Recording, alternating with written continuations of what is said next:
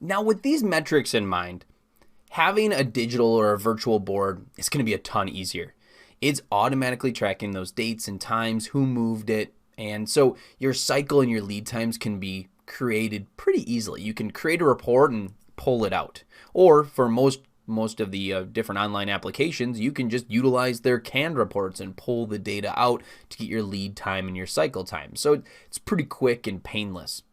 Now with the physical board, that gets a little harder. You have the dates and the times written on the back of that card or the back of that sticky note. Somebody needs to physically go through, flip them all over, write all those dates and times down, so then they can generate a report that's going to provide the lead time and cycle time.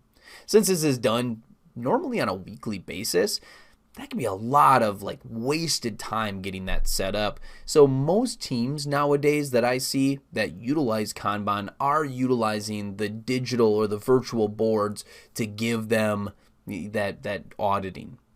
Now the one thing they miss with the physical board, if you've never used a physical Kanban board, it's so exhilarating to be able to take that sticky note of that card and move it from doing to done. It feels so good. It feels like you've accomplished something and you feel great walking up and moving it to complete. So that is a great feeling that you can't really get in the digital side. You're going into a computer and moving the card. It still feels good, but not as good as a physical board.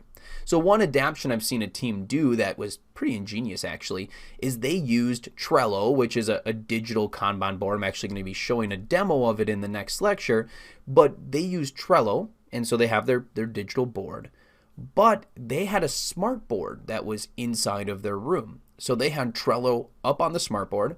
And so people could either go on their computer if they're not at the office, not in that room, and they could move the cards and everybody would see those cards moving through the process flow and they would get the audits. Or if people were in the room, they could do it on their computer, or they could walk up to the smart board.